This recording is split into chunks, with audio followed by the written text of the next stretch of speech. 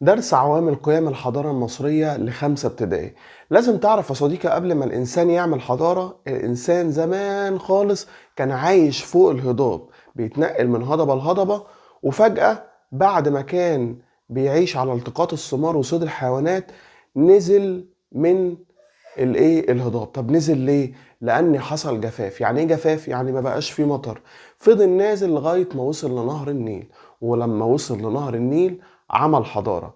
اقف كده يا مستر وقول لي يعني ايه اصل الحضارة. الحضارة دي هي كل ما انتجه الانسان، سواء كان ماديا اقدر المسه زي المباني، او كان معنويا تمام ما اقدرش المسه زي ايه، زي الفنون والعلوم مثلا. طيب، الانسان عشان يعمل الحضارة الحاجة الكبيرة جدا الانجازات دي، اعتمد على حاجتين. الحاجة الاولانية وهي عوامل الطبيعية لقيام الحضارة، والحاجة التانية هي العوامل البشرية لقيام الحضارة. العوامل الطبيعية دي يا صديقي أولا هي من صنع ربنا، باين من اسمها كده، وهم خمس حاجات. طيب، أول حاجة في العوامل الطبيعية نهر النيل، نبتدي عنده. الإنسان لما نزل بقى وما كانش لاقي مية، فجأة لقى نهر النيل، قال يا رب خير كتير جدا. وقف عند نهر النيل وابتدى يعرف ثلاث حاجات. أول حاجة نهر النيل علمه إيه؟ علمه الزراعة. طب لما عرف الزراعة عرف الاستقرار على ضفاف نهر النيل، يعني الجوانب بتاعت نهر النيل. دلوقتي الإنسان هيزرع فهيحتاج يراعي المحصول ده، فهيقعد ويبني بيوت ويستقر هناك. علمه كمان الوحدة والتعاون. يعني ايه وحدة وتعاون يعني يا مستر؟ قال لك كل الناس كانوا بيتعاونوا مع بعض، عشان ساعات نهر النيل كان بيعمل فيضان، فيبنوا سدود عشان يحموا نفسهم، او يبنوا جسور. تمام. وعلمهم ايه كمان؟ علمهم ان هم يقدروا يركبوا نهر النيل، يعني ياخدوا مركبة كده ويعوموا في نهر النيل من الجنوب للشمال، يعني التواصل ما بين الجنوب والشمال. دول الثلاث حاجات اللي علمهم لينا نهر النيل. طيب، ايه الحاجة التانية بقى في العوامل الطبيعية؟ تقول لي الموقع الجغرافي بتاع مصر. طب الموقع ده عامل ازاي؟ قال لك ان مصر دي موجودة ما بين ثلاث قارات، بنسميهم قارات العالم القديم. طيب، اللي هم اسيا وافريقيا واوروبا. طب اول حاجة مصر موجودة في ايه؟ في افريقيا. حلو جدا.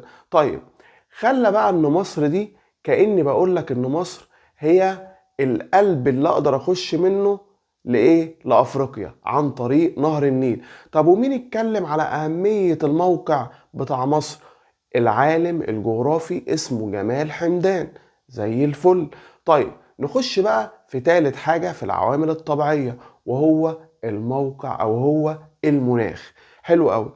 المناخ ده هتعرف لي فيه حاجتين. اول حاجة لازم تعرف المناخ بتاعنا مناخ معتدل، فده خلى الانسان يكون عنده ابتكار، يكون بيعمل، يكون نشيط. المناخ كويس اقدر اشتغل فيه، ولا هو حر قوي ولا هو شتاء قوي. تمام.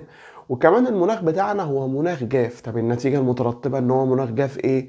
قال لك النتيجة المترتبة بقاء الآثار المصرية إلى الآن. حافظنا على الآثار المصرية من خلال المناخ الجاف.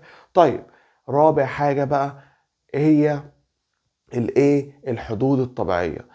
الحدود بتاعت مصر هي حدود طبيعية. يعني ايه يا مستر طبيعية؟ يعني مصر هتبص من فوق على البحر المتوسط، وهتبص من الشرق على البحر الأحمر، ومصر كمان فيها صحراء زي الصحراء الشرقية والغربية.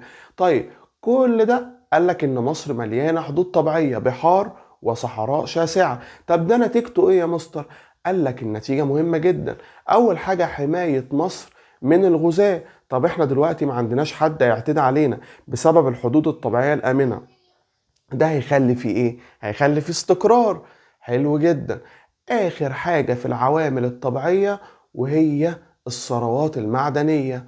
طيب، في تنوع في الثروات عندنا. يعني ايه بقى تنوع؟ قالك التنوع احنا عندنا صخور، عندنا معادن مختلفة. طيب، التنوع ده خلانا نعمل ثلاث حاجات. اول حاجة نبني الاهرامات من خلال الصخور اللي عندنا. طيب، تاني حاجة نعمل ايه غير بناء الاهرامات؟ نحت التماثيل. طيب، تالت حاجة صناعة الحلي، اللي هو ادوات الزينة. زي الفل. طيب، كل ده اسمها العوامل الطبيعية لقيام الحضارة المصرية. طب يا ترى بقى العوامل البشرية ايه؟ 3 حاجات. اول حاجة الانسان، كفاح وابداع المصريين القدماء. خلي بالك، لو انا اديت العوامل الطبيعية دي لحد مش بيفكر، ما عندوش فكر، هيستغل الكلام ده؟ قالك لا. فكفاح وابداع المصري القديم قدر ان هو يستثمر المواد دي او الموارد اللي موجودة اللي ربنا اداها ويعمل حضارة عظيمة جدا. وهو ده اللي عمل الحضارة. كأني بقول لك الإنسان هو الحاجة الأساسية في قيام الحضارة. طيب، والعامل التاني في العوامل البشرية لقيام الحضارة؟ قال لك الجيش. قال لك إن مصر أو المصريين القدماء هم أول شعوب العالم في إن هم يبنوا جيش قوي. طيب، الجيش ده بقى فايدته إيه؟ قال لك لا، ده الجيش ده مهم جدا جدا. أول حاجة إن هو بيحميني من الأعداء، حماية البلاد والاستقرار، ويوحد أراضي الشعب كله. يبقى حماية البلاد والاستقرار، وإن هو يوحد الإيه؟ الشعب كله. حلو جدا. طيب، يبقى اخر حاجة بقى في العوامل البشرية هي الايه؟ الحكومة المركزية. مستر، يعني ايه حكومة مركزية؟ حكومة مركزية دي يا حبيب قلبي لما اجي اقول لك دلوقتي انا عندي حاكم، الحاكم ده بيختار ناس يساعدوه. دلوقتي مثلا زي الوزراء، زي المحافظين، زي الموظفين الكبار، كل دول تحت اسم واحد، الحكومة المركزية. طيب، الحكومة المركزية دي يا صديقي بتعمل ايه او مهمتها ايه؟ قال لك الحكومة المركزية دي بتعمل ايه؟ بتراعي مصالح الشعب. يبقى مراعاة مصالح الايه؟ الشعب. حلو جدا. وكمان بتتابع تنفيذ المشروعات زي الفل. يبقى دي اهم حاجة في الحكومة المركزية. وعرفنا الحكومة المركزية دورها ايه.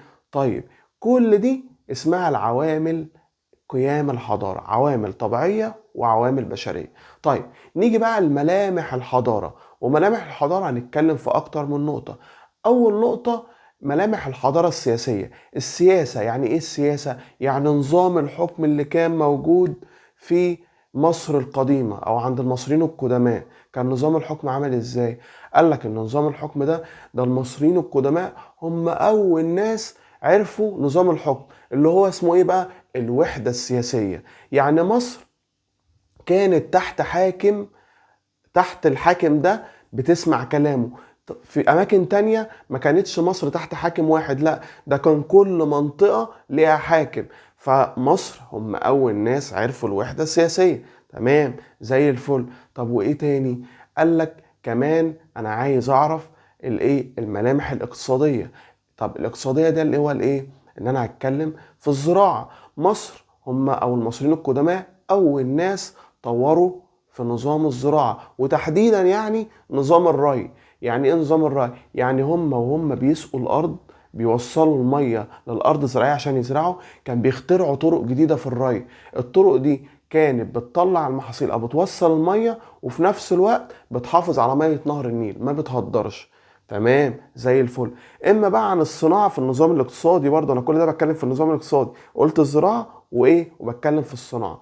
الصناعة كانت الصناعة متطورة. طيب، يعني كان بيصنعوا ايه؟ قال لك كانوا بيصنعوا النسيج، وكان بيصنعوا الفخار، وصناعات كتيرة جدا منها مثلا الحلي وادوات الزينة. حلو. طب انا عندي الزراعة قوية وعندي الصناعة قوية، اعمل ايه بقى؟ اتاجر، لان انا موقعي كويس. اتاجر مع مين؟ مع البلاد اللي حواليا، فالتجارة هتبقى قوية.